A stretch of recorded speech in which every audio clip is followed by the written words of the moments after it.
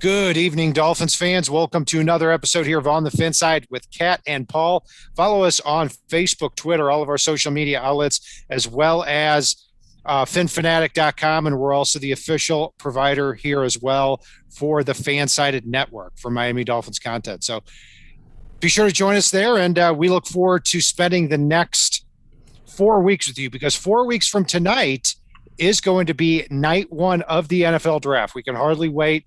And we're going to kick this off here. Well, not kick it off, but continue this by having our dueling top 18 boards. And now 18 is not exactly a round number, but the Dolphins are picking 6th and 18th. So it guarantees that at least two players on our board, we're going to be happy with taking at those spots. Some happier than others, but so that's where we're at here at this point. Paul, yeah, I mean, let's go ahead and jump right into it here. Anything you wanna start with before we dive in? No, I mean the fact that I think both excluded the quarterbacks from our top 18 big board is a big thing. So you're gonna see some folks in here slide up a little bit that may be not the most apparent value at 18 in some ways, but taking quarterback out of the equation because, we talked about Trevor Lawrence and the fact that he's just not going to be there at 6. And I went back and forth with it on it anyway because of the fact that, yes, do I think Trevor Lawrence is probably a big upgrade over Tua? Absolutely. But, again, is he that much better at a position where you're basically blowing last year's number one pick out of the water as far as your roster goes? Yes. Okay. Well, you know what I'm saying, though. And that's the point is we don't want this top 18 board to have quarterbacks muddying the waters here, to be quite honest with you, because Trevor Lawrence is going number one. I'll give you it's $1 million to 1 odds at this point that he doesn't go number one. I mean, he will. And then after that, we're in agreement that we don't see a talent special enough to even start the conversation there. But we will have our quarterback segment here this Saturday. But that's more for taking a look at the position in general and seeing maybe is there somebody in the later rounds the Dolphins could consider as a developmental quarterback. So, Paul, let's go ahead and get started with our boards here. All right. And I'm gonna kick it to you first. Let's start at the bottom. We're gonna work our way to the top, unless you have a preference for something else. No, I love having boogie time right off the rip. I mean, come on now. I figured it'd be higher for you, so you're going to go with Boogie at 18, huh? I went with Boogie at 18, and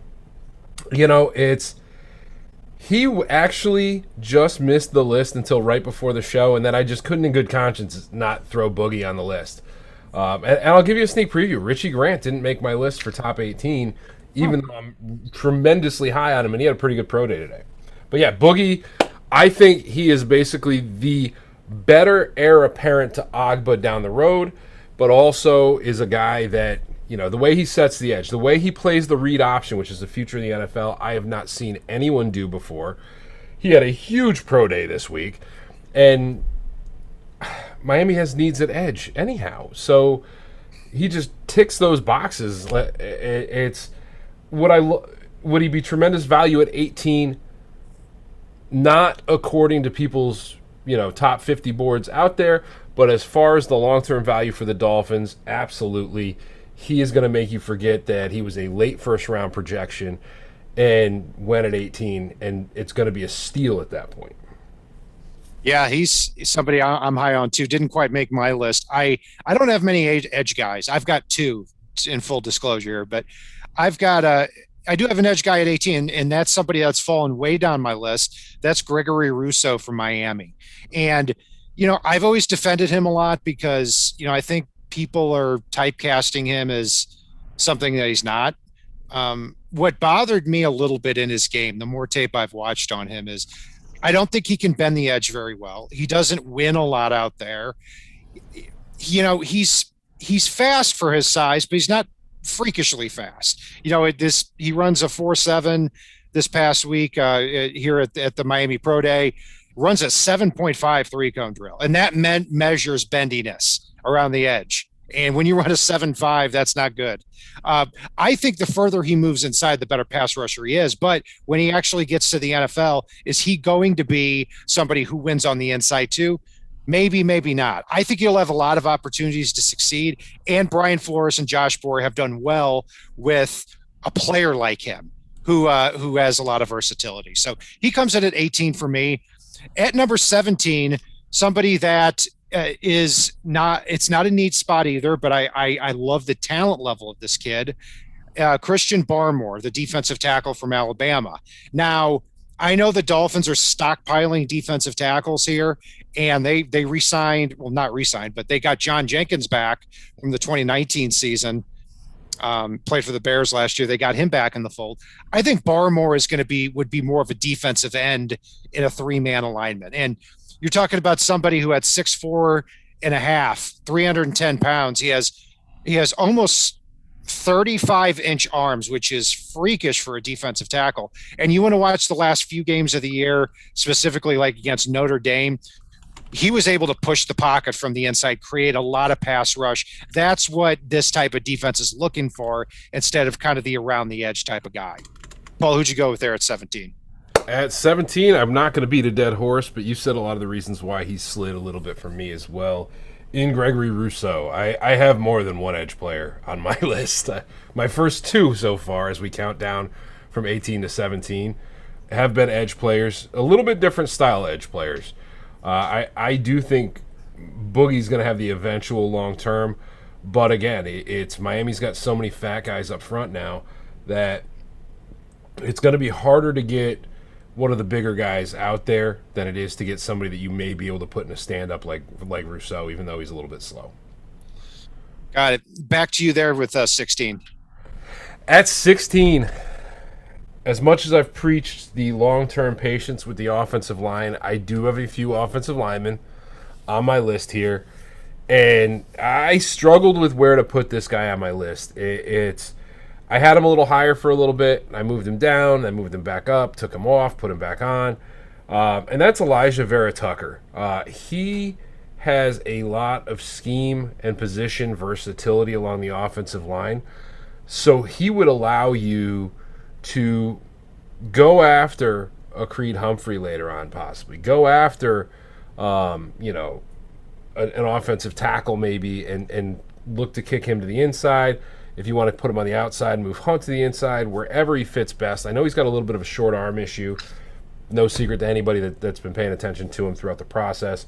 But he just gets the job done. And that's what I want to see in an offensive line. So, yeah, I would prefer to wait till a later round, but I couldn't, in good conscience, leave some of these offensive linemen off the list just based on how they play. Yeah, I'm the same way. I've got a couple as well. Vera Tucker, yeah, when he came in with the short arms and more of that, like I wouldn't see him playing left tackle. And then we're talking about an heir apparent to Eric Flowers. But he's a good player. He really is. And a value possibility, yeah, absolutely. And for, if not for the Dolphins and for somebody. At 16, I went with Jeremiah Owusu-Koramoah, linebacker from Notre Dame. And this is somebody that I've gone way back and forth on here over the last several weeks, the more and more I've watched, because he is undersized. He came in at 6'1", 221. He can fly. I mean, he didn't run his 40, but man, he plays like he runs a 4.3. He also plays small too. So the big question with Owusu-Koramoah, who a lot of people have actually compared to Jamal Adams, is can he play in the slot and hold up? And if that's the case, then I think that you can actually change the way you play defense, because you could have three linebackers on the field a lot in Baker, McKinney, and Owusu-Koramoah. I think he'll either be high on the Dolphins board or he'll be off the board completely. If I had to guess, he'd probably be off the board completely. But I think they could make it work. I'm a big fan of this guy. Number 15, running back Javonte Williams from North Carolina. Again, not a overly impressive pro day there. Not many running backs who run a 4.6 and are 212 pounds become superstars. But you also can't ignore the broken tackles this past year at North Carolina. And he gets upfield quickly. He has a lot of burst. And a big thing, too, that's, I think, a little bit unsaid about his game and who he is unlike some of the other running backs in the draft, where Travis Etienne and Naji Harris have over 700 hits on their body in college, Javonte Williams has only 416. So he comes in with fresher legs, too. I think either way, the Dolphins have to come out of this draft with one of the top 3 running backs. Yeah, I think they do potentially, but I was just answering a question in chat about the running back position in relation to Naji. It's for one, I like Javonte the most out of all of them. I will say that right. Okay. I do like Naji, but I think it's gotten to that point of a little bit over media hyped with him. And yeah, I do think Naji goes before Javonte, but I like Javonte particularly for the Dolphins offense more. And this is not jumping into my list here with this, but I would not be shocked with Greer and Flores if they've fallen absolutely head over heels for maybe Javonte, but also for possibly somebody outside of the top 3. I won't,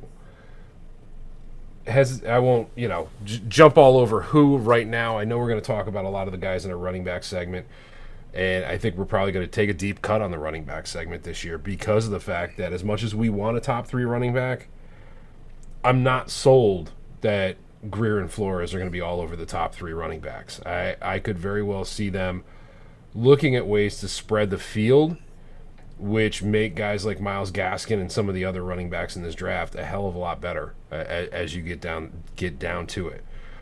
So with that in mind, with stretching the field, I went ahead and I took a 4.39 wide receiver here in Rashad Bateman. I know not everybody has him as a first-round talent, but he absolutely blew away his pro day. He can do so many of the things. I know we've talked a lot about him leading up, and I do think they need somebody, especially with Will Fuller under that one-year contract as we go down the road here, and I think Bateman's one of the guys that they may consider here at 18. Got it. Back to you for 14. Oh, gee, for 14, well, you can't talk about Bateman and his speed without talking about Rondale Moore out of Purdue. Again, not a guy I'm going to beat a dead horse on because we've talked about him a lot as we've gone along here, and we need at least one receiving threat in this draft, period, if not 2. Yeah, and I think you're starting to see kind of the first 7 or 8 guys separate among those wide receivers. I mean, Rashad Bateman, ran somewhere in the 4.39. If you were to give him shave a few off because it was, working out at Minnesota and say ran in the 4.4s, that's fine. But he was certainly fast enough. He can separate. He's got good hands. Didn't come in as big as a lot of people thought. Not 6'2", 210, more kind of 6 foot, 6'1", 190 pounds. We'll get to him a little bit more later, but very good route runner. I think he would really add something here to this receiving unit here. So, yeah, Paul's going on a run here with the wide receivers. At 14, for me, I'm taking my number 1 edge guy, and I've fought with myself on this, but I've just got to go ahead and jump in with it, and that's Jalen Phillips from Miami. And talk about somebody who blew his workouts away. 6'5", 260, 4.55 speed.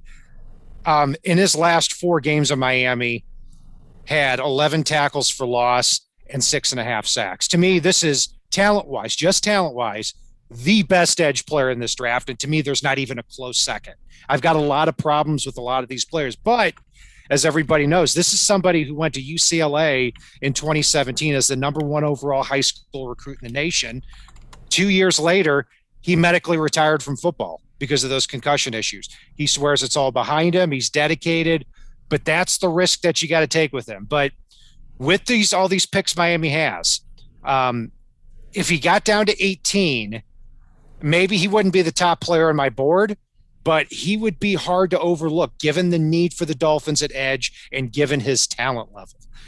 At 13, I went with another defensive player, and this is somebody really rising on boards, and that's Jamin Davis from Kentucky. who I've really spent the last 2 days digging deep on, watching games there in the SEC. He played against Florida and it really jumped out at me, covering Kyle Pitts. Now, Kyle Pitts had a huge game against Florida. Not a lot came against Jamin Davis, though. This is somebody who flies all over the field. And when you look at the linebacker position, to me, the two most important traits are speed and length. And he has them both big time. 6'3", 234, ran a 4.41, 42-inch vertical leap, insane measurables, and he's only 20 years old, comes from a military family. I think this is a player that we could look back on here in a couple of years and say, how the hell did this guy fall to pick 16 or 17 in the draft when he turned out to be one of the best players in the draft? There's a lot to work on. He doesn't exactly react right now as fast as you want, but he's also 20 years old. He's still learning those things. But you've got to look at the marked improvement with him from 2019 to 2020. So Jamin Davis comes in on my list here, Paul, at 13. Yeah, at 13 for me, I went ahead with somebody you just mentioned, and Jalen Phillips. It's the concussion issues do worry me, but he's past Gregory Russo for me as well. I know Russo is supposed to be the top pass rusher and is out there on some of the boards, but it's everywhere other than medically. I feel like Jalen has the edge, especially for Miami's scheme fit. Up ahead of that, I went with a linebacker as well, and that's Zavin Collins out of Tulsa. Eric, I couldn't answer you because I already had him on my list and I didn't want to say it. You know how I feel about the linebacking core. I think it's one piece away, especially after parting ways with Shaq Lawson and parting ways with Captain Disgruntled up there in New England again. Van Noy. Yeah, Kyle Van Noy. And Zavin Collins can definitely come in and fill a role, can be that guy to come in and just plug up in front of him. And he's got a lot more speed than people expect. So I went Zavin Collins here. I know we're going to talk about him to death, especially since I know a lot of people want to hear more about him when we get to that. Well, I'm going to break a lot of hearts here then with Zavin Collins because I like him as a prospect. I really do. I dropped him considerably on my Dolphins board when the Dolphins signed Benardrick McKinney, very simply because I wonder if there's room in this defense for Jerome Baker, Benardrick McKinney, and Zavin Collins. I mean, are you really going to have two linebackers who are 6'4", 260 on the field at the same time? I don't know, but if Zavin Collins, if they feel he can set a good edge, get creative with him, he can blitz well, maybe that does become a possibility. For me, go ahead. Yeah, here's what I'd say to that, though. It's with Zavin Collins, I'm not opposed to kicking Jerome Baker to the outside and giving him a little bit of time to grow out there, so long as he's willing to do so in a contract year. I mean, you're going to have to make that commitment to him being a contract year to get him to switch that position. But end of the day, I think if anybody could find a usage for Benardrick McKinney and Zavin Collins in the same defense, the creative things we've seen from Flores and Boyer thus far, I have no doubt they can find the roles for both of those guys in this defense. They would have to use three linebackers a lot to do that. And it's if they look at Collins and say, hey, we think this guy's going to be a superstar, McKinney's not going to be around for more than a couple of years, Baker gives you the flexibility to let him walk and get a comp pick for him and not spend 11 or 12 million on him, then that's a possibility. I hope they do bring Baker back long-term though. Going along here, where are we now? We're on pick, or for me, I'm at number 12 on my board, and this is where Naji Harris comes off here. And you know, as we've gone along more and more, I start to think that given that they signed Will Fuller to pair with Devontae Parker and Mike Gesicki, now you've got those three guys at the top. We fully expect, or at least I think we're in agreement on that the first pick is probably going to be a pass catcher. So there's your fourth guy. Now at pick 18, if you get Naji Harris, who a player I compare really to Edger and James here 20 years ago, who are you going to cover? Who are you going to go one-on-one against here with these matchups. And I think that's the spot Tua needs to be in, to be that card dealer, to just quickly identify the one-on-one matchups. And Naji Harris is somebody that would require attention, both running the football as well as in the passing game. So he comes in at number 12 for me. Number 11, and this may raise some eyebrows, but one of my favorite players in the draft, Tevin Jenkins from Oklahoma State. And Tevin Jenkins is somebody that is a mean, nasty offensive tackle on the right side. I fell in love with his tape, especially watching him go up against the likes of Joseph Asai and just dominating him. He's somebody that very rarely gets knocked off balance. And it's really cliche to take a player like this and compare him to like Zach Martin or Marshall Yanda, but I see it. The functional strength, the nastiness, the balance, this guy doesn't get moved back. I think if you put him at right guard, you're going to get a 5 or a 6-time Pro Bowler. And I put him one step above Naji Harris because I would rather have a guard like that than somebody, or I'd rather have a guard like that creating holes for a running back than the running back itself. So that's where he comes in, and they're at number 11 for me. Yeah, and before we piss anybody off further than I'm probably going to do once all is said and done with my list, guys, make sure you click like, make sure you guys subscribe. We really, really, really appreciate all the support we've gotten from you guys lately. And if you get a chance, please go out and leave a review on our podcast wherever you happen to listen to that. And on top of that, I'm going to go ahead and I'm going to recap mine, and if you want to recap yours as well, Kat, just to catch people up. At 18, I had Boogie Basham, the defensive end out of Wake Forest. 17, Gregory Russo, the edge out of Miami. At 16, Elijah Vera Tucker, offensive lineman, can play him at guard, can play him at tackle. He's got a lot of flexibility, and he can start at any of those positions. After that, back-to-back wide receivers, Rashad Bateman at 15, Rondale Moore at 14. At 13, I had Jalen Phillips, the other edge from Miami. And at 12, I had Zavin Collins, the linebacker from Tulsa. Got it. So you're on the board here with 11 and 10. So I went back-to-back at a few positions, but actually, shoot, I can't do my back-to-back here. Damn it. I'm going to give it away a little bit. I went with Aziz Ogilari, the linebacker edge out of Georgia. He had one heck of a pro day. He is well built. He threw up 225 28 times, but he still ran a 4.6. And Miami needs an edge guy. They need an edge guy in this draft, preferably somebody fairly early. I know all of our listeners know that my guy's Boogie Basham, but in good conscience, I couldn't put him ahead of Aziz Ogilari. And really, while I think Boogie is the more complete end, Ogilari is a little bit better pass rusher and can drop into coverage a little bit better. So it depends on the flavor that the Dolphins want to go with here. And then I went with an offensive tackle, Christian Darrisaw out of Virginia Tech. While I think Miami's biggest need on the offensive line is at the center position, I do think that they could possibly upgrade that left guard spot currently occupied by Eric Flowers, who I do like.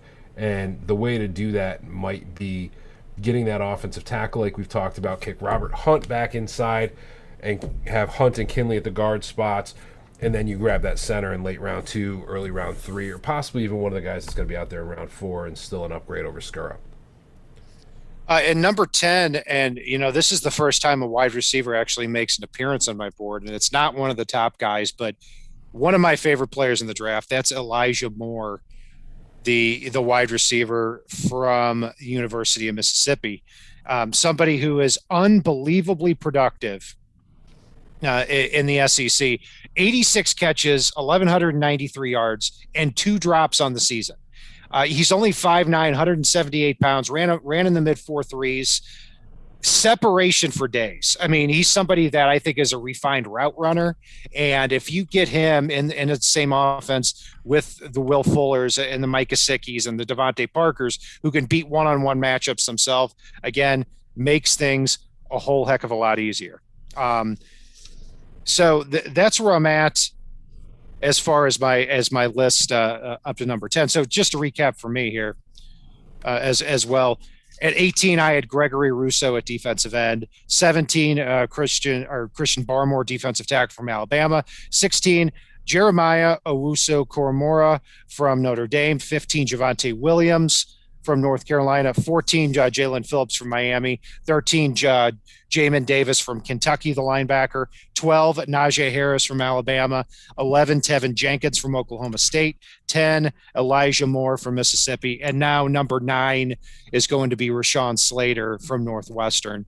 Probably the cleanest prospect in the entire draft. Somebody who came out of college or high school as a guard prospect, a 3-star guard prospect.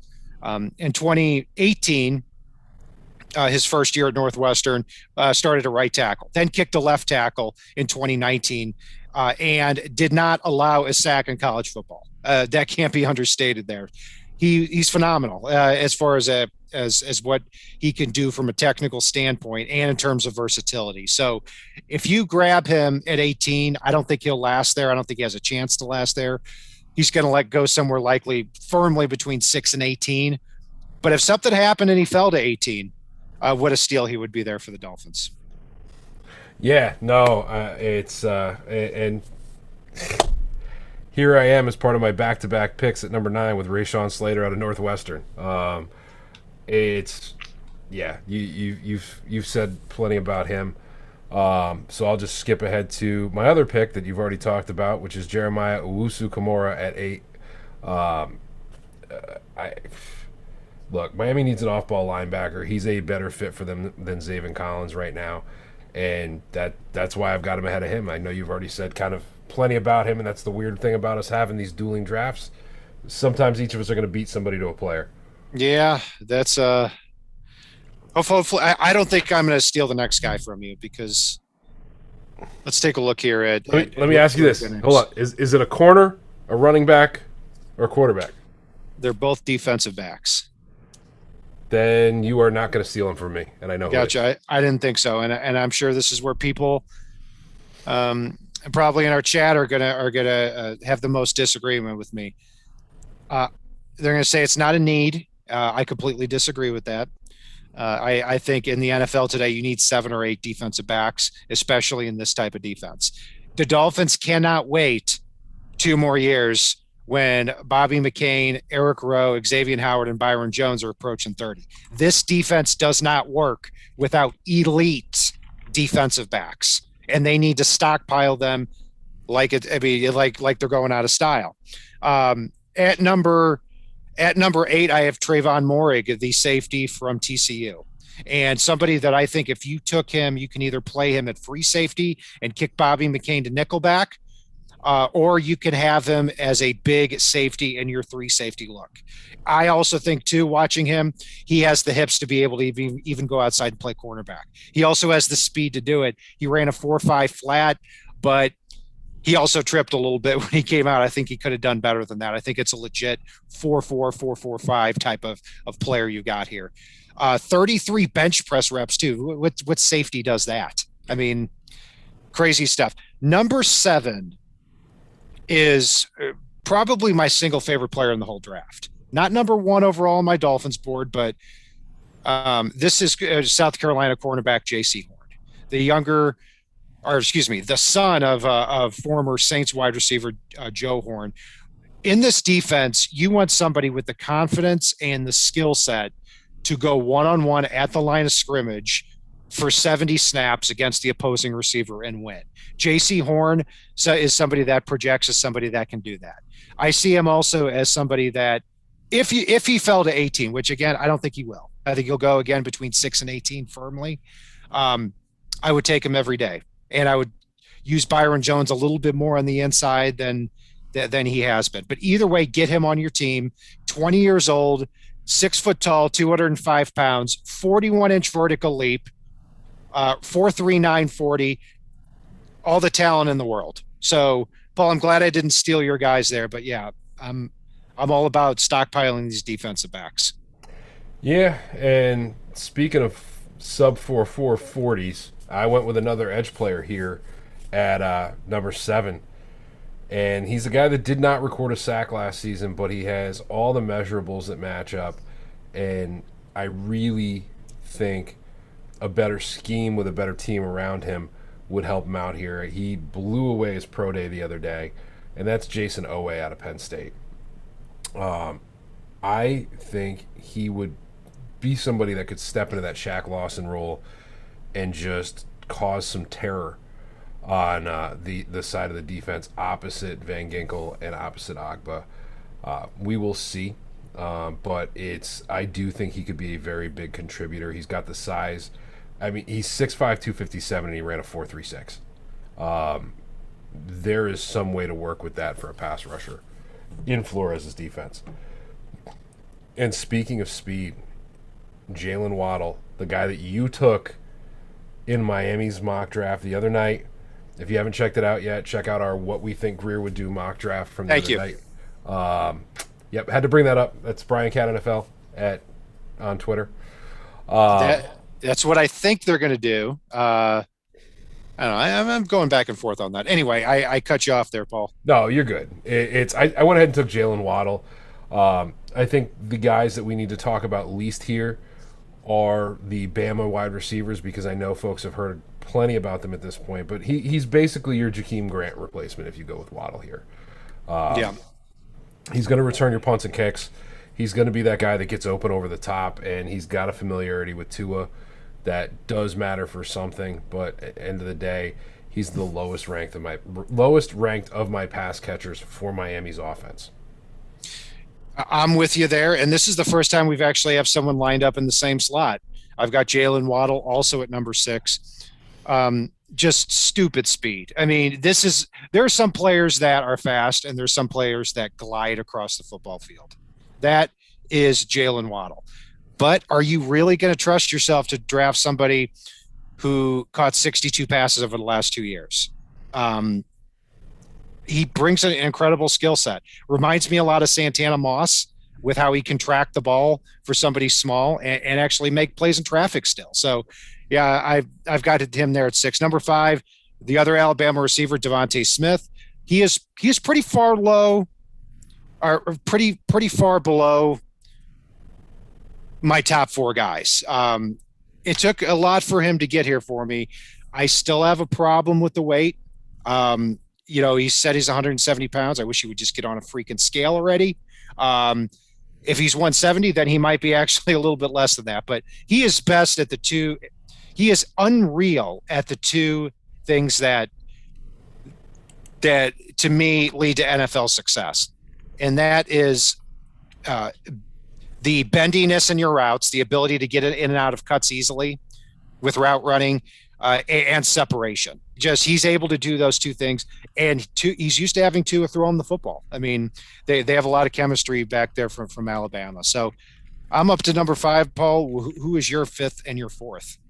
So my 5th is Mr. Devonte Smith, the Slim Reaper. I do really like Devonte Smith. He is probably going. Did he weigh in, Cat? I missed if he did or not. I don't believe so. I'm pretty sure he's allergic to scales, and it's not really something I care about. The guy can play, but he's no spoiler here based on if anybody's paying attention. He's the 3rd option for me as a receiving threat in this draft. If I wouldn't be unhappy with him, but again, there are receiving threats in this draft that I like a lot more. But again, he's going to be successful at the NFL level, and he'd be a good fit for this team. At number 4, you will like me for this, Cat. I hated myself for doing it, but I couldn't mark him any lower, even though I don't think it's the biggest need, and I would not be happy with it in the top 10. And that's Penei Sewell. He has too much value and talent to not include on this list. I do think that I could find a way to make myself happy with it if the offensive line get dominant as a guy that loves front 7. But it would be heartbreaking given the fact that I think there's a couple other options that are going to be there on the board for Miami. Got it. So now we've just got a few left. So I'm just going to say my number 4 here, and then we're going to start at the top with our top 3. So I'm not going to steal any of your thunder, Paul, because I've been jumping ahead of you on so many of these players. Number 4 for me is Micah Parsons, linebacker from Penn State. I'm going to table that and let Paul talk about him when it's his chance to. So let's start with our top 3 guys and why. So, I bet by process of elimination, there's not a lot of mystery here, but let's start at the top. Who's your first, your second, and your third for the Miami Dolphins for the 2021 NFL Draft? My third for the Dolphins here is going to be, believe it or not, and I'm going back and forth in my head between 2 and 3. It's going to be Micah Parsons. I think he is the biggest difference maker on defense in this draft. I think he would impact the game a little bit more for Miami than my number 2 would, because one of the things that I am a huge fan and proponent of is, yes, points do win games. How do you get points? You get points by having more opportunities. And I think Parsons is good for a significant upgrade in turnovers, a significant upgrade in defensive stops, and I think he helps flip field position, which is something that Brian Flores loves. And I'm almost talking myself back into 2, but I'm going to commit to him at 3 here for now. I'm sure that'll change between now and the draft. At number 2, Jamar Chase from LSU. I don't expect him to be on the board, even though he should be when Miami picks at 6. If Joe Burrow gets his way, which the Bengals would be idiots to give him, considering they can't keep him upright, is truly there's no better jump ball receiver in the draft, but he kind of broke that mold a little bit, given the fact that he threw down, what was it, a 4.36 at his pro day, Cat? Was that? It was somewhere between 4.36 and 4.38. It's even if he didn't go below 4.4, because it's, some of these timings might be a little bit off because they're at their home place. Who knows who's timing these guys? But yeah, he's somewhere around there. He's faster than what we thought. Yeah, time goes. He flexed a lot of speed. So it's a tough one for me. It's Chase, Waddle, and Devonte Smith slide down drastically for me, even if they're still there, if Miami takes Kyle Pitts, only because you can only have so many pass catchers on the field at a time. And I do think that, well, my number 1, Kyle Pitts, is the guy that makes everybody on this offense better. He's going to occupy linebackers and safeties and corners. He's going to force defenses to play out of position and do things that they don't want to do, especially going up against a Kyle Pitts and a Mike Gesicki in the same offense. The fact that you can run the same personnel for goal line at times as you do for 5 wide with the way Miami is set up is going to be disturbing for opposing defensive coordinators. And there is no bigger difference-making non-quarterback in this draft than Kyle Pitts. And that's something that we've been saying for a while now. I know I've been beating this drum, but it's, and CK, who we've talked about before, CK Parrott, he did the best thing I've seen with Kyle Pitts today, and he labeled him tight end / wide receiver Kyle Pitts. And the reason I say that's the best thing ever is a few people out there seem to have trouble getting their head around the idea of taking a tight end when we have one, and that our tight end room was okay. Well, guess what? Mike Gesicki and Kyle Pitts can both line up at wide receiver. They can both line up at tight end. And matter of fact, Kyle Pitts is a far better blocker than Mike Gesicki is. So you can do so many ridiculous things. And one of the points you brought up the other day, Kat, and I wanted to revisit it is, you had said that Miami needs to change their playbook if they bring in Kyle Pitts. And I do think that it would behoove them to add a few plays. But the fact that they can take Pitts and Gesicki and flex them out into the slot or out wide and do some of those things, they can keep more of the plays than a lot of people think they could. They absolutely could. And they wouldn't have to revamp everything. And if they did, it would be in an exciting way. The reason I have Pitts at 3 here on my list is because I see a little bit of overlap with what Gesicki and Kyle Pitts do. And I think it's easy to say today, oh, they'll make it work. Just get them on the field. But I really think we'll be sitting here in a year and Mike Gesicki's going to free agency. And we're like, okay, well, with the third pick, did we really just upgrade the tight end position? I know we're not. Pitts is more than that. I get it. And when you look at the measurables of Kyle Pitts, 6'6", 245 pounds, ran a 4.44. His measurables test out almost identically to a Calvin Johnson and to a Mike Evans at the wide receiver spot. And you look at the body type, the body control, the long arms, the hands. It certainly measures up. And the incredible thing with Pitts is he had a wingspan measured in at 83 3/8. To put that in perspective, the top four offensive tackles last year, the 2020 draft, Mekhi Becton, Jedrick Wills, Andrew Thomas, and Tristan Wirfs, had a wingspan shorter than Kyle Pitts. And Kyle Pitts is going to be going up and catching passes from you there. So he comes in at number 3 for me, but a special talent. No doubt about it. I would be elated with him there at number 6. Number 2 is going to be Jamar Chase for me as well. I thought you would have Chase at 3 and I'd have him at 2, and we'd go back and forth on that. I'm glad that Chase showed up at his pro day and just wowed everybody, because it reminds me of what made him so special at 19 years old at LSU.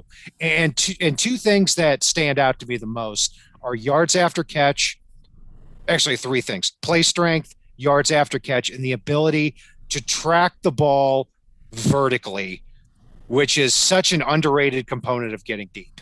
And if you have Gesicki and Parker as the contested catch guy, Fuller as the deep speed, and Chase as your all-around guy, I think you have a more sustainable, long-lasting wide receiver unit there for Tua. Number 1, and it looks like I'm going to die on this hill until the NFL draft, is going to be Penei Sewell. And I'll go back and say it time and time again. I think it is most important that the Dolphins keep Tua upright and allow him to step into passes. And I think Penei Sewell can take the offensive line from right now a C+ B- unit to an A unit in a year. His pro day is tomorrow.